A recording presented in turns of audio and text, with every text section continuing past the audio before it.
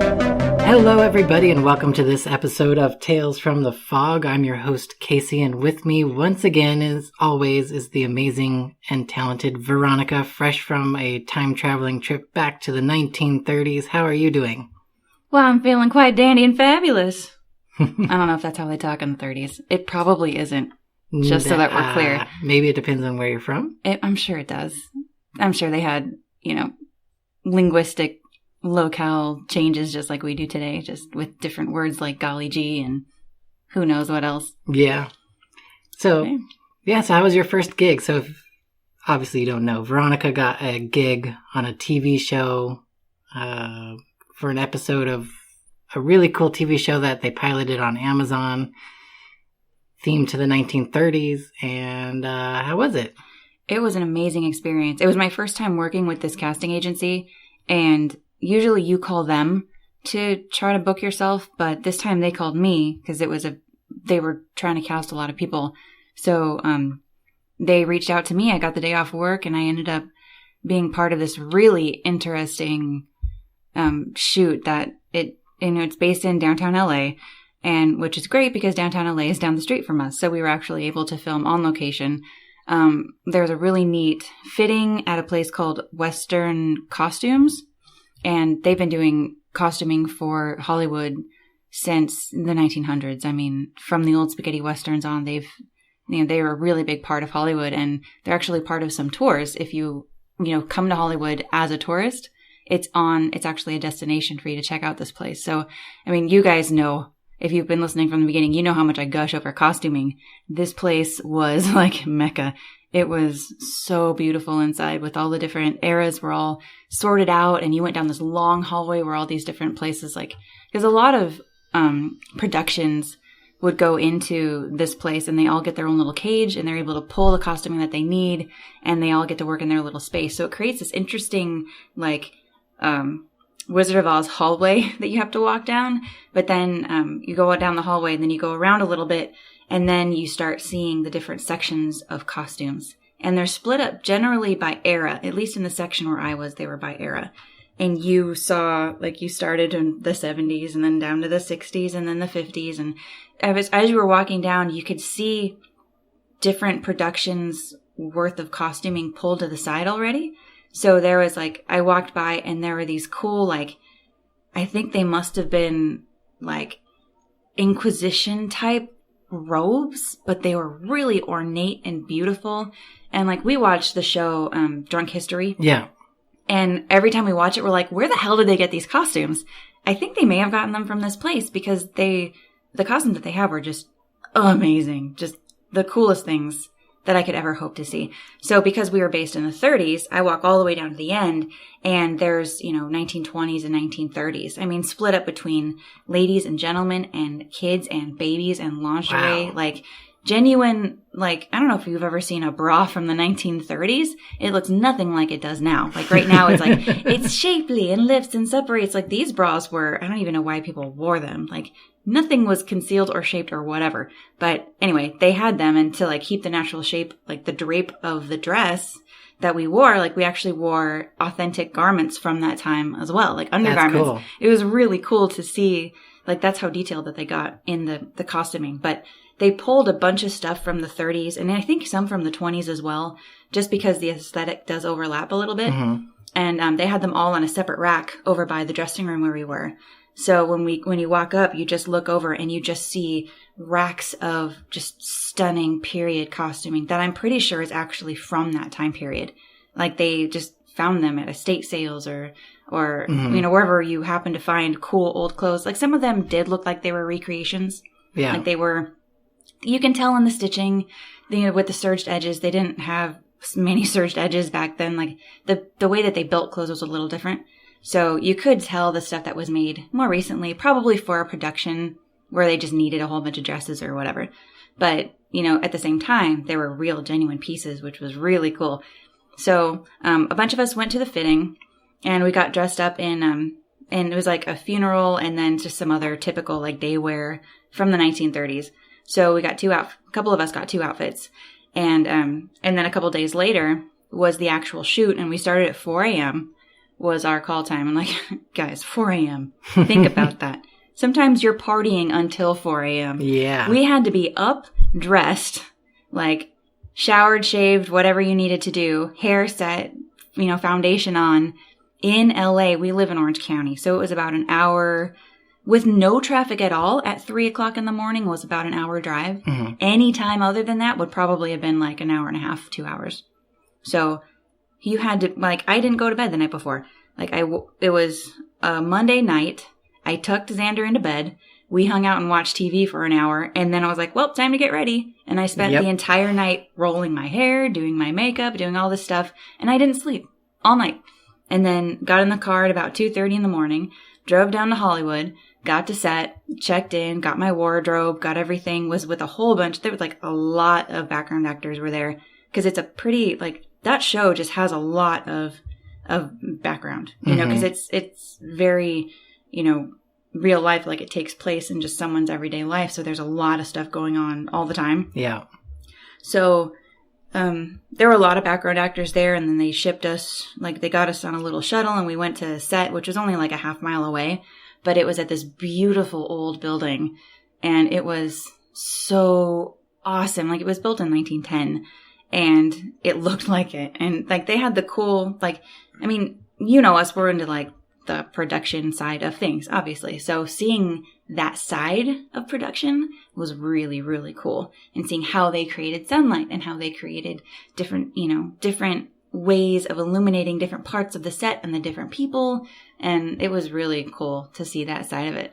So the first scene was it was a funeral. And so we're all, crying our brains out. And then afterwards we were outside of this building in our second change of clothes. And there were some pretty famous people in it. I actually won't say who was in it because then you could search and find out what I'm talking about, and I don't want you to. Yeah. I want you to do that later.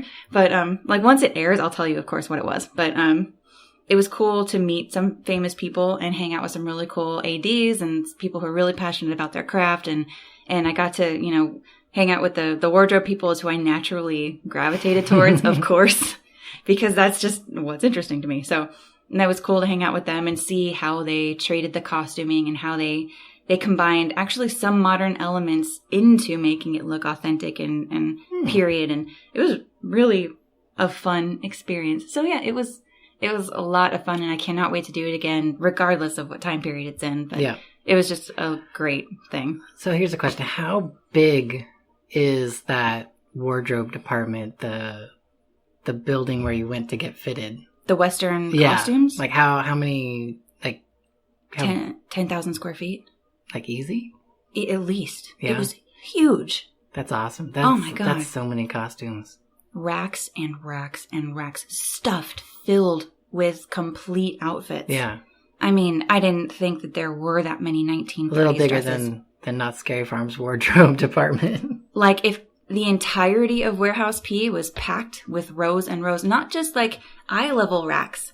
There was a rack above that. Yeah. Completely stuffed. And every possible garment that you could ever imagine was in this place. That's amazing. Yeah. So if you ever wondered, I mean, it was great to see. So if you've ever wondered out there how a production gets those costumes, they rent them from a place like Western Costumes. And it is the coolest thing to see. I mean, if you've ever been into creating anything like building a haunt or being in a play or anything like that, where you've had a chance to see what it's like to create the texture of that world through the costumes, this place was to die for. That's amazing. It was awesome. Can't wait. I hope I get to go back at some point. I hope so too. Sounds so cool. Mm-hmm. So today, guys, we're going to be talking about something that a lot of people have asked about when they find out that I've worked for Disney. They usually want to know if I've had any stories or anything like that. So we're going to talk about the ghosts of Disneyland. And we're going to talk about some legendary stories. And then I'm going to tell you some stories that happened to me personally. After we talk about those legendary stories that hopefully everybody's heard about, but I've done some research into, and maybe we can bring some interesting things to light about them. This is going to be interesting because I've actually heard very few ghost stories about Disneyland. So I'm probably going to have a lot of stupid questions. Warning to everybody. Well, the first one that you said that you knew about is the America Sings situation. Is that the rotating stage one? Yeah. Okay. So that, let me bring up my notes here. So the America Sings takes place on 1974, June 29th. So close to my birthday. Happy birthday. And what happened was there was a cast member who worked for America Sings, and the theater rotates. So where you sit actually rotates around the stage. So basically the stage in the middle stays put, and you would turn from scene to scene around, different stages. And what's her name? Okay, so Debbie Stone is her name, and she was going to work, and basically she was trying to cut between two areas of the building. And what happened was, as she was going through, the stage rotated and basically crushed her between a solid wall and the spinning wall. Ugh. And no one actually knew anything happened until a little ways after, when they realized, hey, she hasn't bumped around for break or anything like that. Because back then now they have a different system, but back then they did rotation. So you had 3 people in a rotation, and you'd bump. And once you got out of the rotation, it was your break. And they were like, where did she go? And that's when they kind of found out what happened. How did they find out? They discovered her. Found her smeared between, against a wall? Pretty much, yeah. I've actually had nightmares about this more than once. And this is a 100% true story. It actually really did happen. She's actually buried in the Placentia, I believe it's Placentia, where the Pink Lady is also supposed to show up. Mm-hmm. That same Yorba Linda Placentia area. What did they bury? There was nothing left. Well, I don't know. So anyway, the story is you can still see her ghost, usually in the tunnels under Tomorrowland that go by the submarine, underneath the submarine. There's basically a tunnel that goes from backstage to the Tomorrowland stage, Tomorrowland Terrace stage. I don't know what they call it nowadays. But the Tomorrowland's Terrace stage, where they do Jedi Training Academy, they occasionally have bands, but the stage raises up from underground. So there's a tunnel that gets to that from backstage. And then there's also a little route that goes off that goes to where the plumbing is, all the plumbing for the underwater scenes, the bubbles and whatnot for the submarine ride. Mm-hmm. So people have seen her in there. And then also early in the morning, sometimes people see her walking or just around Tomorrowland. Is she wearing the costume? So they'll see somebody in the period costume and they'll be like, what? Oh my God. So I have not encountered her, but I did, one night go down through the tunnel backstage to where the Tomorrowland Terrace stage is, and it was parked underground. It was a night they weren't using it, so no one was down there. And I can say it is pretty creepy down there. The vibe of being down there, just very heavy. It has that kind of haunted vibe, I guess you could say. But I didn't see anything or hear anything. That's interesting. There's actually, I don't know if it's accurate, if it's real, but I did see a YouTube video of that show, and it goes dark, and between scenes you just hear this blood-curdling scream. Is that the actual incident? Is that I don't think, unless it's a really, really old... It appears to be, but you said it was the 70s. It was 60s. So I don't know. No, 1974. Yeah, so I don't know if the chances of somebody having a huge video camera from the 70s, what 70s cameras look like. I can imagine a camera being in there, but did it happen to be in there at that time? Because it wasn't something that was commonplace. Yeah. Disney, I'm sure, was being filmed constantly. It could be an old footage and someone dubbed in the screaming. Yeah. Either way, that was enough to make me wake up in a cold sweat. Just, ugh. Rest in peace, my dear. Yeah. So the other big legend that everybody knows about is the Haunted Mansion. And it's rumored that somebody took somebody's ashes, and basically the way the story goes is that somebody who was watching the camera saw a bunch of dust particles and and what they were doing was dumping a loved one's ashes in the Haunted Mansion ride. Mm-hmm.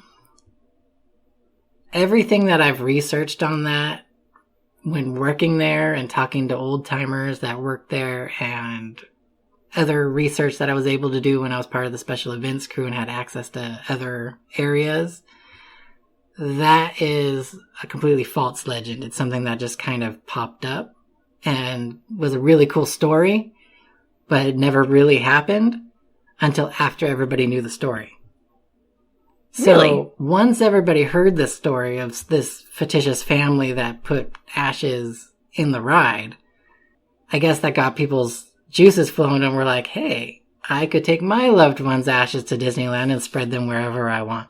So because that legend is so popular, even though it never really happened, since then, there's been several incidents all over the park of people getting caught doing it, getting caught smuggling in ashes, and, custodians having to clean it up afterwards. Oh, God.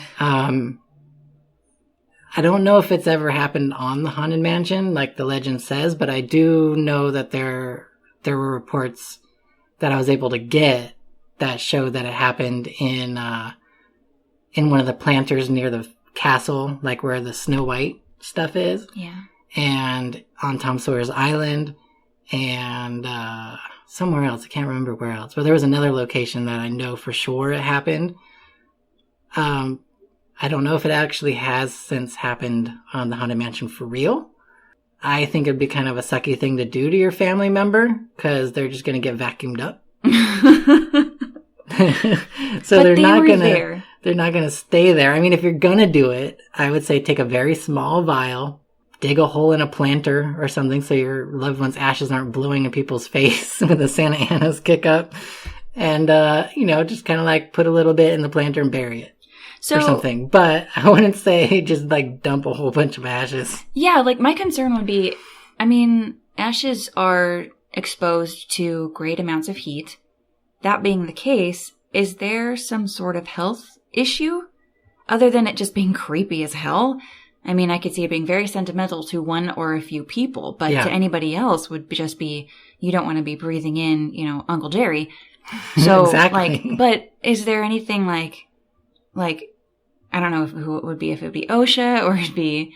Well, it'd be like the Department of Health and Safety, so I guess that'd be OSHA. I guess. So, but is there like a genuine health concern if one were to be exposed to the ashes of somebody else? Well, breathing in ashes of any kind is pretty bad. But they're not actually ashes. They're like just the bones that are crunched up. Yeah. Like, I don't even know if ash is the technically what it is. It's just like... remains. Yeah, I would say, well, they treat it like a biohazard situation, which is why it's easier to find records on them because it's like a special coded incident. That makes sense. So they treat it like a biohazard, sure. Which is like kind of worse than even like a vomit or something like that. Yeah. By the way, like this, on my end, this is complete speculation. So if you actually know if it is dangerous or like what turns a body into ashes and why we call it ashes if it really ashes, please let us know. Yeah. I am ignorant on that subject, but what else you got? Well, my favorite story, which is a legend, and it is really, really cool. And it is, as far as I know, 100% true. Because there is not only physical evidence that you can see within the park, but there's documented evidence at the Disney studios about this incident happening. Happening at the park? Yeah. Whoa. So it's documented that this happened, and you can see the ramifications of it at Disneyland when you visit. Wow. So, I want to bring this up because I need to be able to read it. Pardon the computer noise for a hot second. Yeah. All right.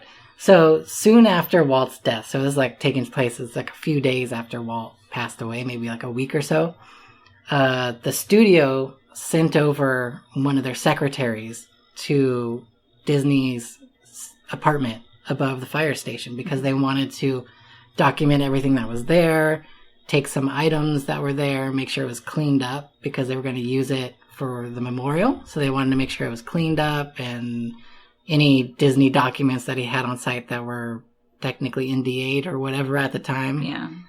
They wanted to make sure that those were removed and it was clean and everything was ready to go for the memorial they were going to have. So she went upstairs to the apartment to clean the room. When she finished the job, she turned off all the lights and locked the door. She went down the stairs and out to Main Street. And when she got down to Main Street, she turned around and she noticed the light was back on in his apartment. And she's like, oh, I must have forgot a light. Mm-hmm. So she went back up and she turned off the light. And then she went back down. She got back down again, the light was back on. Of course it was. And so she went back up again and she turned off the light, but this time she waited.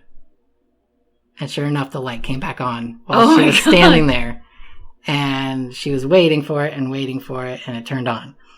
So, as the story goes, she whispered goodbye to Walt, left the light on. And ever since then, that same light has been left on every single day, 24 hours a day, in the window of Walt Disney's apartment to show that he's always present at Disneyland. Whoa. And that is, as far as I can tell, it's a true story, and that's why that light stays on. It's a symbol of Walt's continued presence in the park. Oh my gosh. Which is really cool. And have they needed to change the bulb ever?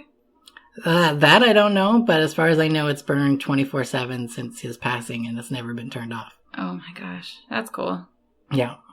Like, I'm a pretty intense skeptic when it comes to that stuff. I love to think that it's true, but I have a hard time feeling it. But even that being said, going into the firehouse, there's something. It just feels, I don't know. Yeah, heavy. Especially by the fire pole.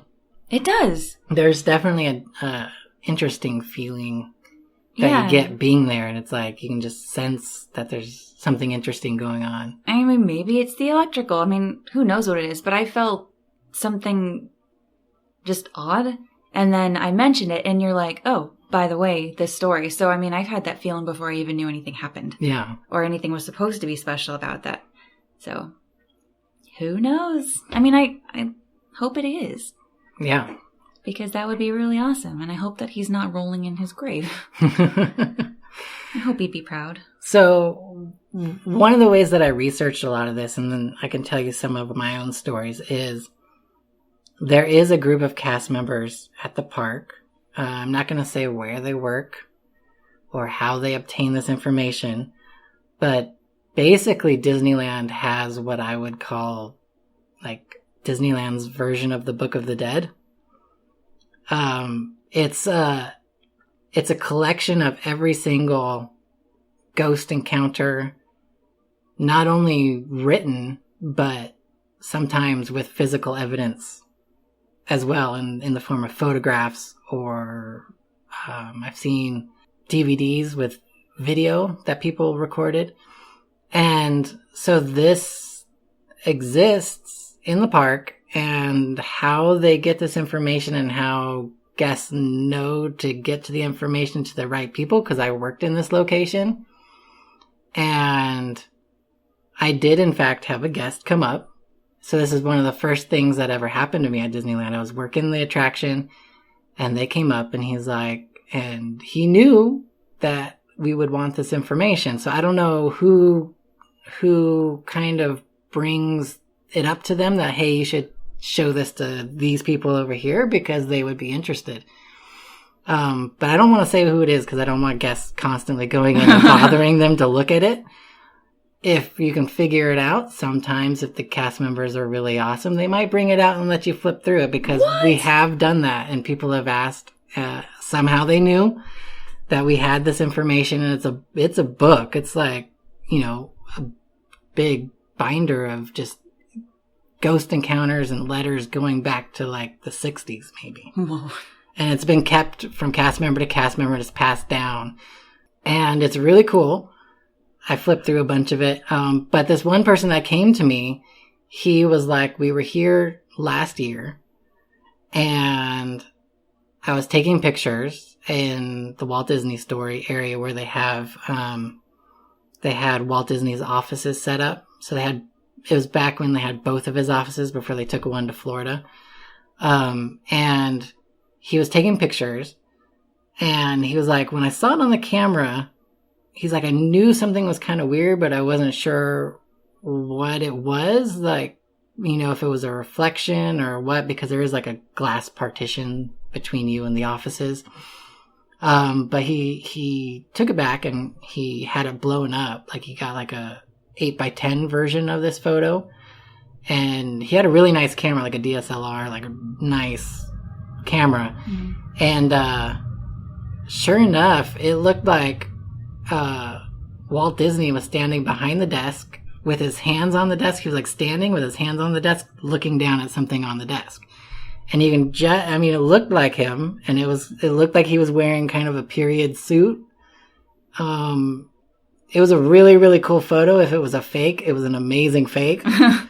And that was just one of those really, really cool photos. And I was like, this is a really cool photo.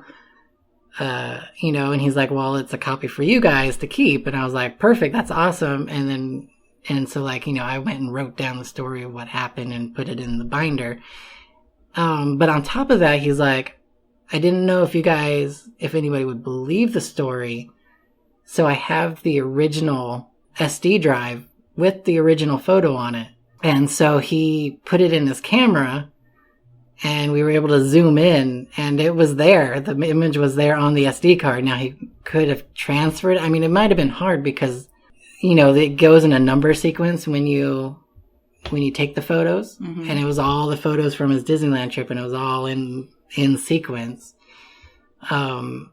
So, he could have faked that too. Who knows? But it was an amazing picture and an amazing story. Yeah. Which is why it went in there. A lot of the stuff in there could be fake, but they're really, really cool stories. And I think that's the reason why it's being kept. Yeah. And kind of archived. And what's going to come of it? Maybe in a few years, maybe one of those cast members will take it and turn it into a book.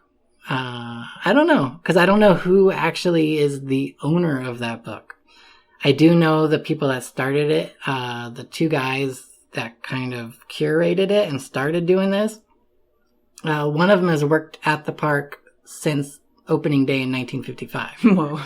Yeah. So he started in the parking lot working as a parking attendant and has progressed through the park. And he's he's basically who I would say is like the keeper of this book, even though he doesn't hold on to it personally. It's kept in a different location where several people have access to it. But him and this other guy that was like, again, early on cast member, maybe from like the 60s or something like that, early 60s, are kind of the two guys that are in charge of it. So I'm sure one or both of them started it when they started getting this information or hearing guests say it. He's like, well, maybe we should keep it for posterity.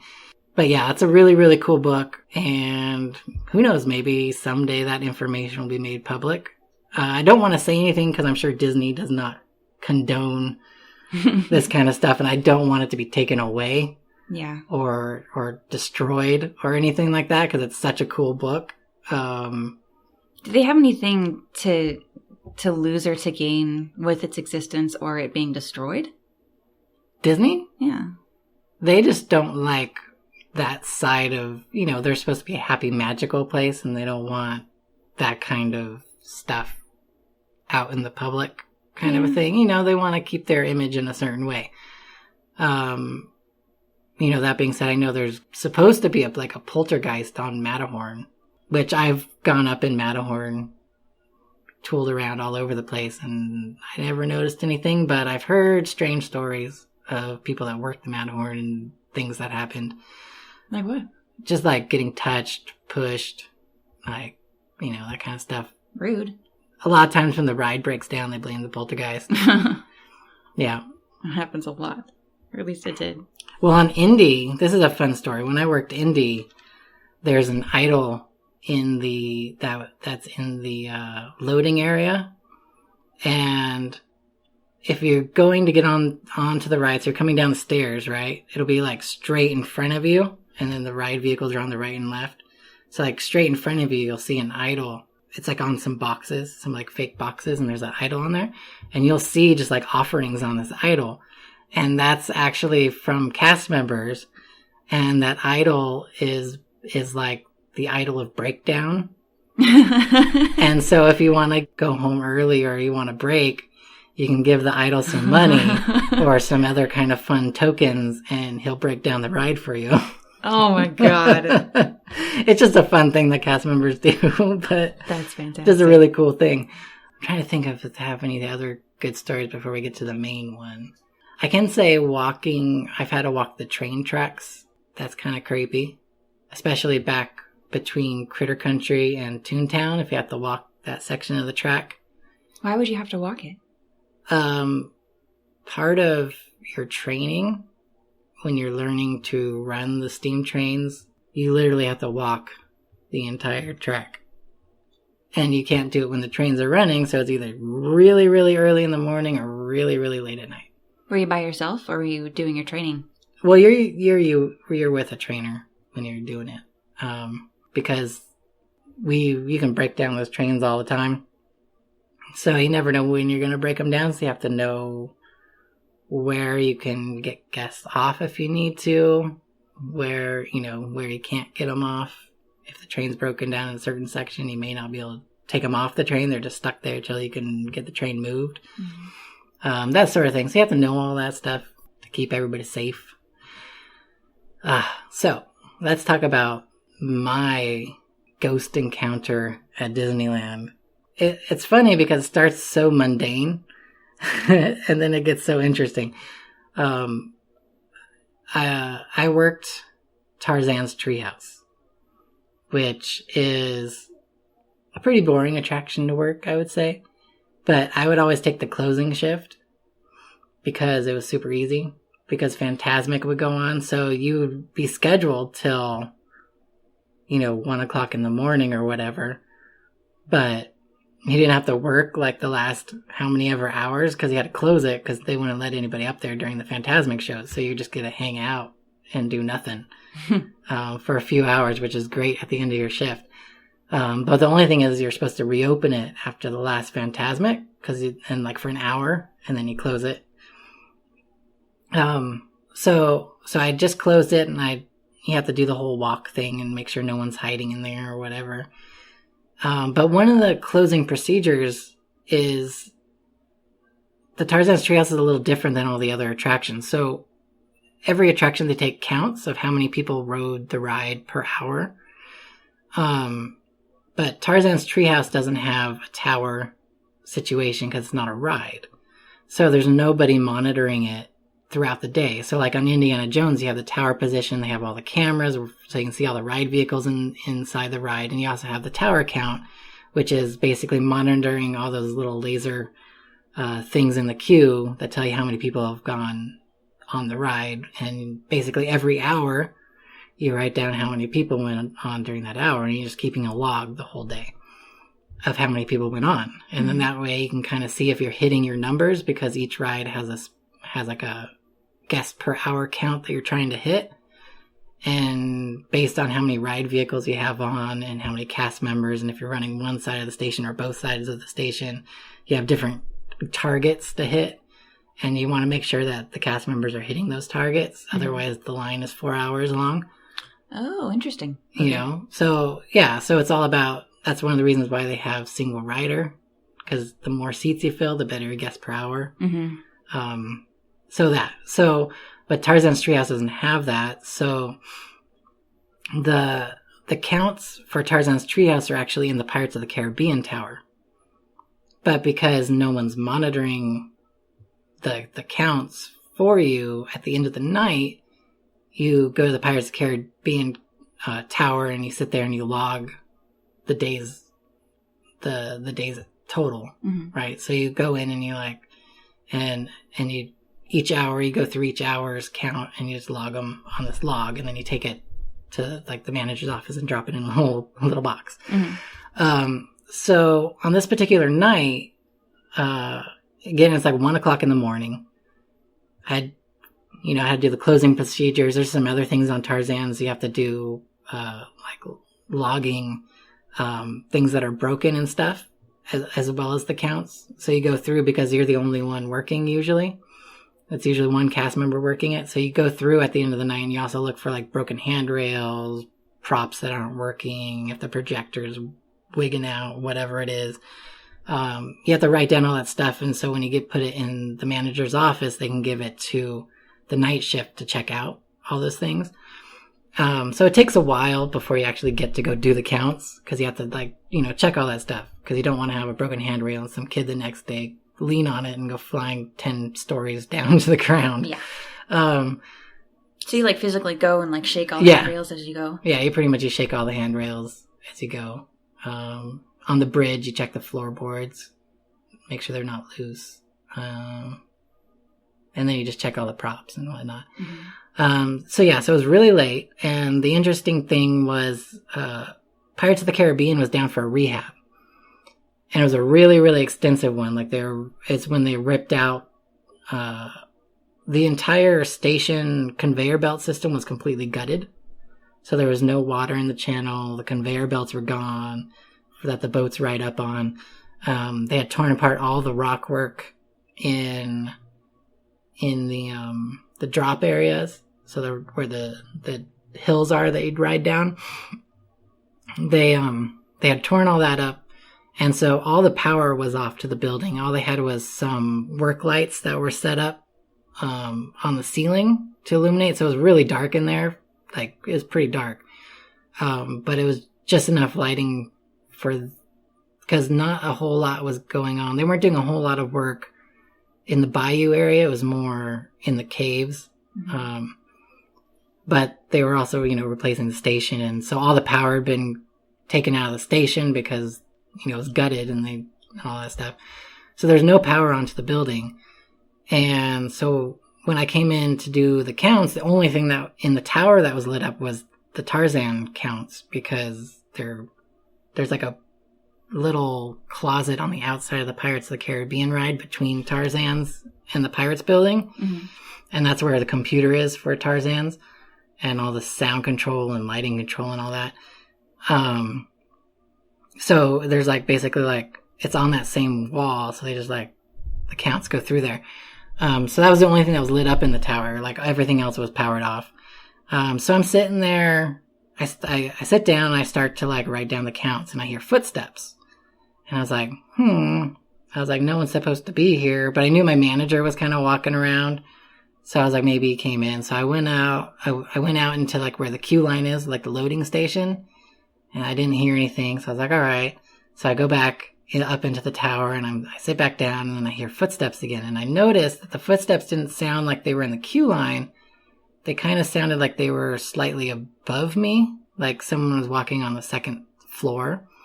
And you can't really tell when you're in the queue line during normal operating hours, but there's a catwalk that goes above the queue line that basically mimics the L shape of the queue line, mm-hmm. but it's up above. And so I was like, well, maybe there's some maintenance workers up there working because, it's down for rehab. So, and I could clearly hear the footsteps up there, and they weren't stopping this time when I left the thing. So I went up the stairs, up to the catwalk, and I walked it all the way to the end, and there was nobody up there. And that was really weird. So I was kind of freaking out a little bit. I was like, that's really, really weird. And the other thing is the environment felt like it changed. It felt like normal Pirates of the Caribbean, when you go in there, other than being hotter than hell because no AC was on either. But it got a really dark feeling. I don't even know how to describe it. Just a dark feeling. I don't know what else to say. But so I was like, shoot, there's nobody up here. It's really creepy. I need to get the counts. So I went back down to the tower. I'm just going to get these counts. So I start writing the counts again down in the tower, and I hear the door open to the front, the double doors that you come in to the queue line from outside. And is my manager, and he comes in, And he was wondering what was taking so long with the counts. And I kind of told him what happened. But as I was telling him what was going on, like I noticed he kind of like got this weird look on his face. And he kind of like went a little white. And I was like, and I was like, what the heck? So like I look and you know the banjo player on the rocking chair? Mm-hmm. You could just make it out because, like I said, it was kind of a little dark, but there was a light above him so you could see him in the distance. And he was rocking. He was sitting there rocking in his rocking chair, and now all the power is off. And I know normally at night, the animatronics, they have kind of like a maintenance mode that they go into, that they kind of check all their animatronics and their fluid levels and like all this stuff, and they kind of move around even when the ride's not operating because they go through like this maintenance check. That's scary. But they were completely off, and even my manager was like, that should not be doing that. And he's like, I'm going to wait for you outside. So he left me there alone. He left me there. And while he was outside, I guess the maintenance guy, one of the maintenance guys was walking around, and he called him and told him to go in and I had something to show him. And it had stopped rocking, after we saw it. Like, it didn't move, it moved or like rocked. I mean, it was clearly rocking, and then it stopped. And that's when he left. And so then he sent in this other guy, and I told him, I was like, oh, I was like, I heard like these footsteps up on the catwalk up here, and I went up there and there was no one there. And then I came down and my manager came in, and we both saw that thing rocking. He's like, oh no, there's no way that thing can rock.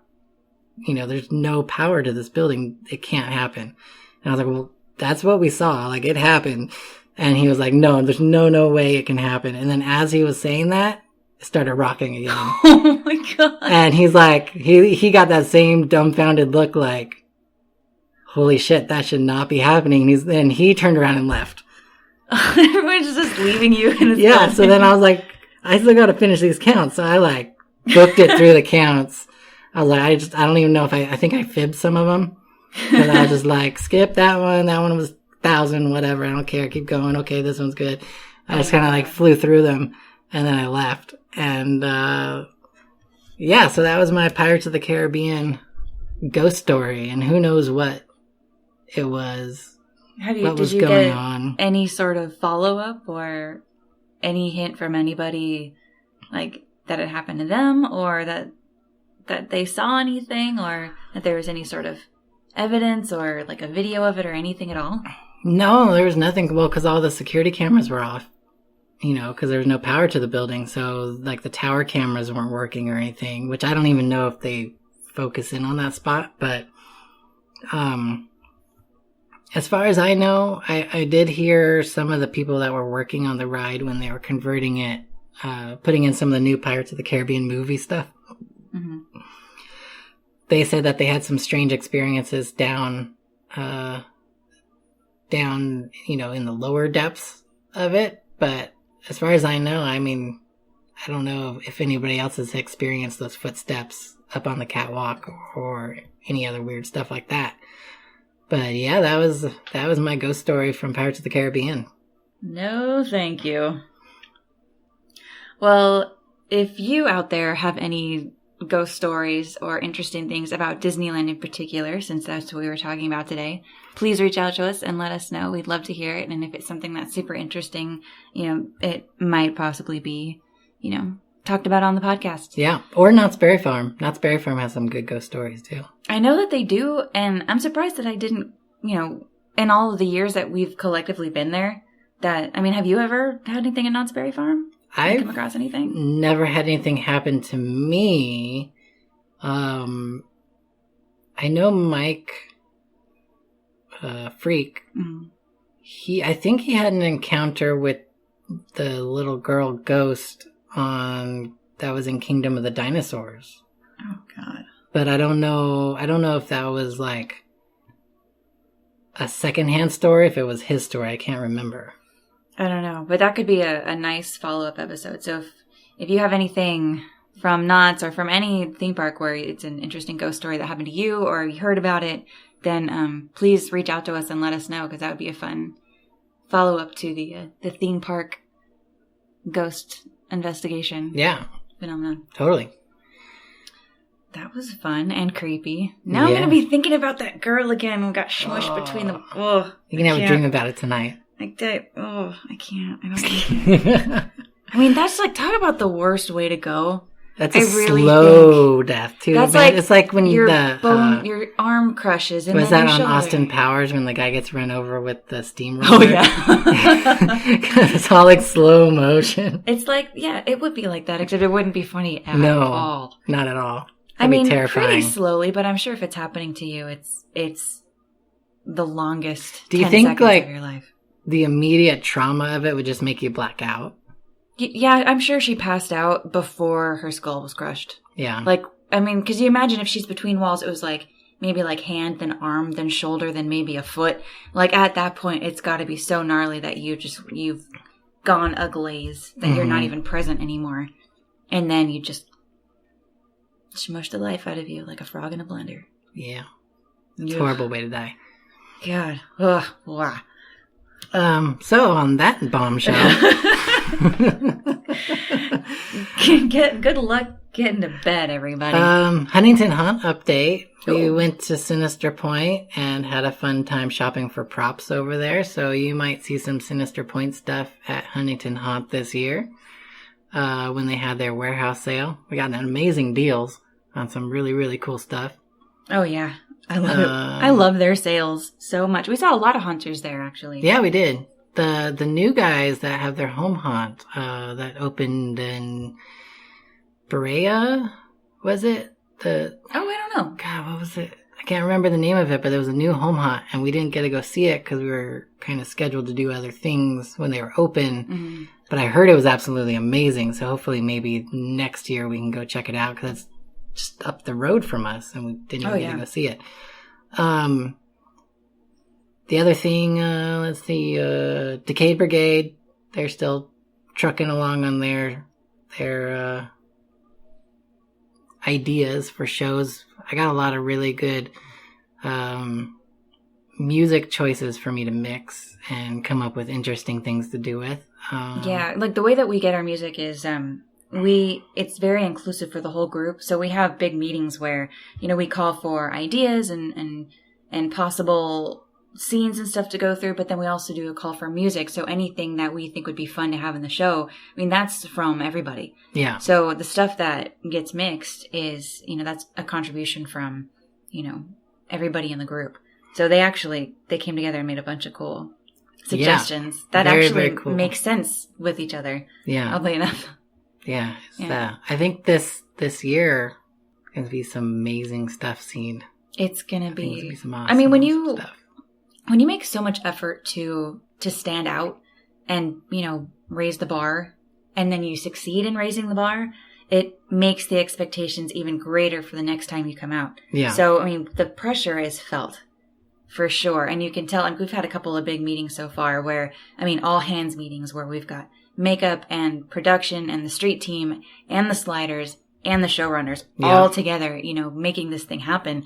Yeah. And it's neat because someone will bring up an idea and then other people will kind of bounce on that. But then you also have like Dave and myself, which are kind of like the tech guys, and you have the makeup people, and we have a bunch of people that can, make props and stuff. And so when somebody brings up the idea, not only is it just the idea, but then the prop people can be like, oh yeah, if you want to do that, we can build this thing like this, or we can do this like this. And then the makeup people are like, oh yeah, and we can like do this kind of thing to go with that idea. And then the tech people are like, yeah, and we can like do the lighting like this, or we can do like, for me, like the sound and engineering, and we can do the music and the sound like this to complement that. And and then somewhere along the line, that'll trigger another idea from somebody else. Yeah. I mean, we like yes and our way into an entire awesome show. Yeah. So like we've actually begun solidifying a lot of stuff, and it's it's in the process of being built. We're actually going to start rehearsing. Like we don't rehearse for a while, but like we're going to start sliding again. as a group, which seems silly. I know you guys who are like, why are you sliding in February? Because this is kind of turning into a big deal. Yeah. And like you train year round, just like in football, I imagine. Please, again, correct me if I'm wrong. What is this football you're talking about? It's really popular here, I guess.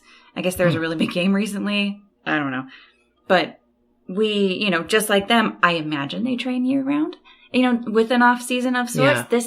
The Decade Brigade's kind of the same thing. Well, like we have some time off. The Decade Brigade is kind of starting to not have an off season because they're scheduling a lot of gigs. There's an idea there's a gig that potentially is coming up was like April. Yeah. And then, all the other gigs through the summer, and then it's Halloween. Scary Farm. And they're at Scary Farm or wherever they're working. Yeah. And then it's the holidays. And then it's the holidays. Which and is off this past holiday, they had a chance for a gig in December. So if that ends up happening this year, it didn't happen in 2016, but if it happens in 2017, that means right after Haunt, they got to prepare for another gig in December. Yeah. So the time off is actually getting smaller, which means they need to be in a lot better shape and continually, be ready to be show ready strength-wise and endurance-wise, because now it's to the point where they don't know when a gig is going to pop up. Yeah, and the notice could be very short. Yeah. Just like with anything, any entertainment company, you need to be at the ready with a show, with costuming, with an entire thing, and you've got to be trained and, completely, all the joints oiled and ready to go. Yep. And this is definitely, it's a slider group, but it's definitely turning itself into an entertainment company. Yeah.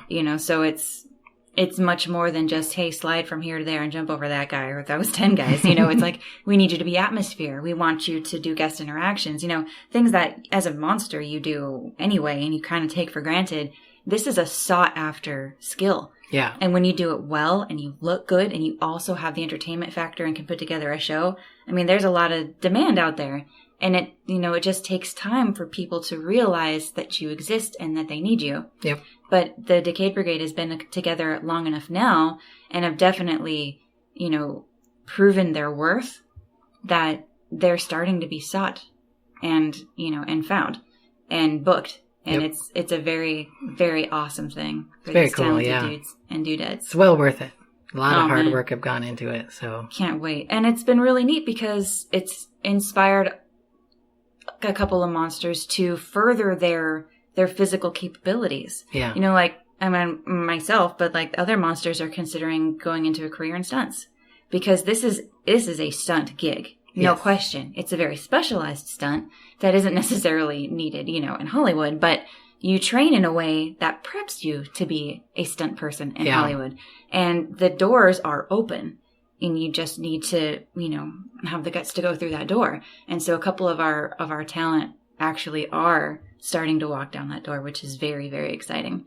And then, very cool, yeah. And then in that avenue, we're able to train in different ways, which makes us better sliders. So like everything that we do, or add things to shows like flips and stuff. Yeah, eerie. Because, once you start getting that other training and bringing in other ideas, it opens up the door to even a bigger production. You can do all sorts of things. That's going to happen, this year and beyond. Is you're just going to start seeing stuff built on top of things, and it's going to be really cool. It's going to be awesome. You get the circ arts rolled in. You've got, juggling and prop manipulation and contortion. I don't know. How flexible is Paul? I don't know. Ask we Chrissy. Volunteer him. She'll tell you. Yeah. Anyway. Anything else? God, what else is there going on? Reign of Terror is opening in March. What's Reign of Terror? Haunted House in Thousand Oaks. They're a staple of. Were they at Midsummer Scream? No, they didn't have a mini haunt, but I think. Are they year round? Dave Starbuck was working with them one year at Scare LA. They had the booth there, and he was taking the pictures. They're not year round, but they do occasionally open in the summer or just randomly. They'll open, and so March they're opening. Neat. So go on their website, Reign of Terror, and Google search. Google search it. They're going to be open. I think it's March 11th, from what I can think. I'm not 100% sure. All right. Well, something is going on March 11th that I know we can't attend. Oh, you know what that is? Spook Show. Is that the thing at the Halloween Club? Oh, yeah. Yeah, we can't go to that, but I think the brigade is going to try to have a presence there. I don't think they're doing anything like a show or anything, but, they might be maybe selling some shirts. Who knows? Maybe. Oh, that's the one thing. Like, we're going to make a bunch of cool limited edition shirts and other memorabilia. So if you are interested in, sharing in your Decade Brigade fandom, then get with, I guess, I don't know what our website is. I think it's decadebrigade.com. No, it is. Are you sure? I Yep. thought there was no, because there's an extra word in there. No, it's just decadebrigade.com. No, bigcartel.com. That's the shop, which okay. if you go to decadebrigade.com and click the shop, it takes you to Big Cartel? Yeah. All right. I'm not big. I don't even know what our websites are and our our social media things. How am I going to know about the Decade Brigade? All I know is it exists. I want you guys to know about it. Our designers are working really hard to create some really badass designs for you guys. So, we had a marketing meeting that included swag. Yeah, it's important because if an event that we're passionate about, we want to rock their shirts and their hats and pins and whatever else they make, so we know that the want is out there as well for Decade Brigade fans. So and not just shirts and stuff, maybe some other cool things that we don't know if they're going to bring it out. But we'll see because it just depends on how much it costs to make those things and if it's worth selling them. Because if the demand, we bring something out and they're like, oh, it's $100 because it cost us $95 to make it. No one's going to buy it. So we keep those things. It has to be cost effective, but they do have some really cool ideas for some other neat stuff. So hopefully, pretty much like if you can think about it, we've thought about it, and if it doesn't get made, it's not because we didn't think it was cool. It was that it was a logistics issue or cost effective or whatever. Availability of the product, quality of the product. that's a big deal. You don't want something to be half-assed. So, not our team doesn't do half-assed in anything. No. So that's it for us today. Check us out on iTunes and like and rate us. Please. You can rate us whatever you want, but a high rating. Give us all the stars in the world. Yeah, you can give us 5 stars and then say we're crappy if you want.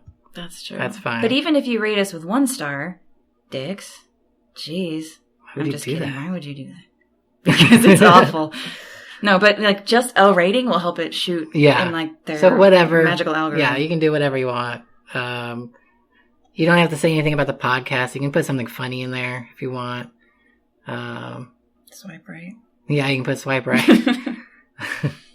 You can put Decade Brigade is awesome. Yay, Decade Brigade. Whatever you want. Follow us on Instagram at Tales from the Fog. Follow us on Facebook at Tales from the Fog. Follow us in line at the grocery store from Tales from the... What?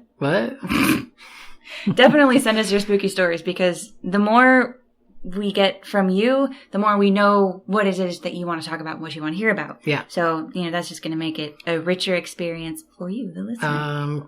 Coming up on the podcast, we're going to have some more interviews coming soon. It's been rough because with the Decay Brigade, we've been super busy doing all the other behind-the-scenes stuff, getting ready for the season with some of the Scary Farm people. You wouldn't know this, or maybe you do, but a lot of them have very interesting lives. One's a rock star, several are artists, some people do filmmaking.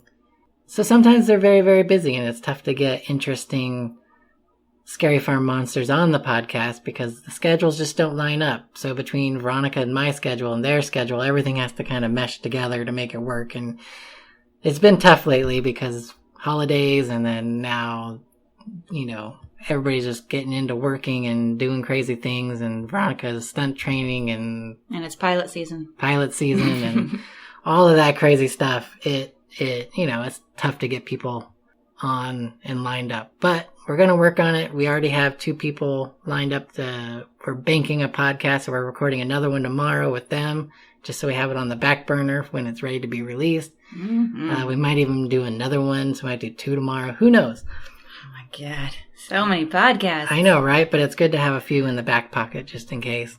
Yeah, a little behind-the-scenes production note. Podcasts often do that. Yeah. They'll backlog a couple in case they can't get a a guest or something happens, and that way they have something to release. Like, we missed a week for something. It was important. I don't even remember what it was. But the reason that we didn't record last time was because something came up. But we don't have any banked podcasts because we're so new. We haven't really had the opportunity to bank any. So we'll get better, guys. It's coming. We'll have content for you. Yeah. So yeah, I think that's it for us. Anything else on your side? I don't know. No. O'Doyle rules. O'Doyle. Yeah. There is another Rufio. There's another project that could possibly be in the works that it's in very, very baby stages. Ooh, what's that? That has to do with the haunted industry, but like I don't want to talk about it at all but I do want you to like, oh, what else could be going on? It has to do with the haunted industry. I may be involved. I really hope so. We have many, many details to iron out, but it's going to be badass, whether I'm involved or not. It's going to be completely cool. And I hope soon that I'll actually get clearance to be able to talk about it. I know they want it to be released first, but it's going to be, the thing. I know what you're talking about. Because, but yeah. I was lost there for a second, but now I understand. What is this woman talking about? No, once I get more information, I would like to share this because this is going to be really, really cool. And, definitely up our alley for Decay Brigade. So, yeah. Yay! I need to do that, actually. All right, guys. Talk to you later. Have a great night. Bye. Until next time, we'll see you in the fog.